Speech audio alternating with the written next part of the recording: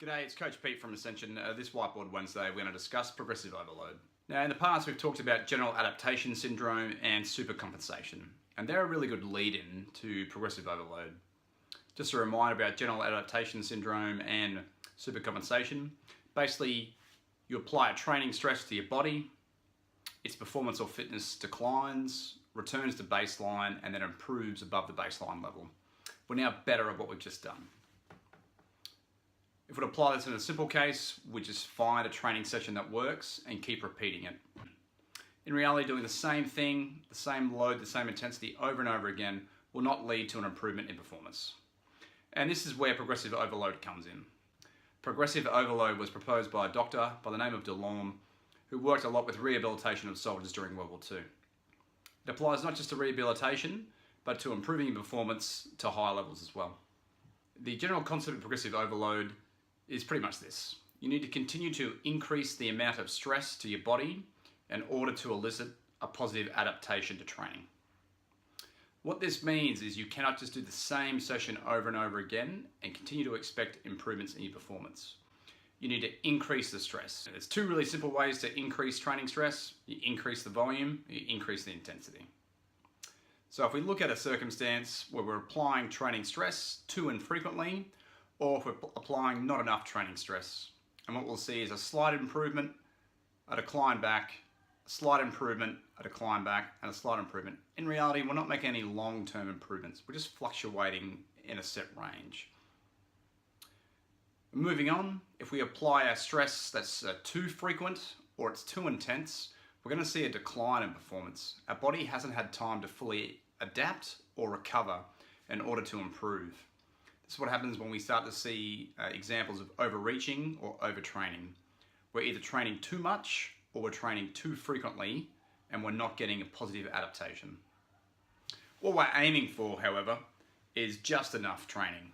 That is training that generates a positive adaptation with enough recovery, but doesn't lead to a decay in our performance. So we have to time the training stress.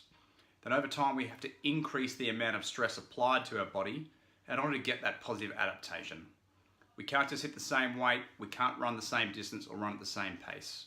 We need to increase the training stress applied to our body in a progressive manner. That is, we need to overload the system progressively.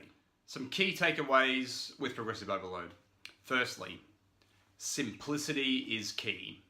When we start training or we start a new type of training, we do not need the most advanced or the most crazy program out there. We need a program that works. And a simple program that results in positive adaptations is all we need.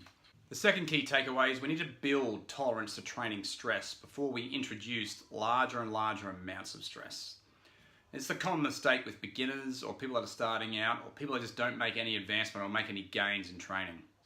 We need to build up a tolerance to training stress before we can apply more specific or severe loads of stress.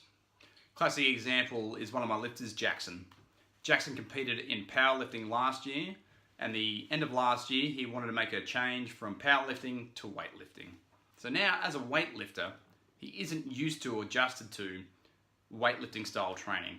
So over the course of this year, we've taken him almost back to square one, introduced weightlifting movements, and then progressively overload the training stress for his key movements, being the snatch and the clean and jerk.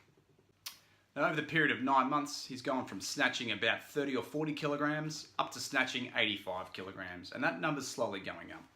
His rate of adaptation is not the same as it was at the beginning, but he's still making improvements. And lastly, with training, we need training that's beneficial, not necessarily entertaining. Boring, a lot of the time, actually works. The training that's appropriate to an elite, highly experienced athlete or lifter is not necessarily applicable to you, and you're probably just wasting your time. You want to find a program that's simple and works at the start, make consistent, gradual improvements, and then as your rate of improvement declines, only then do we want to start adding complexity to your training. Boring isn't sexy, but boring works.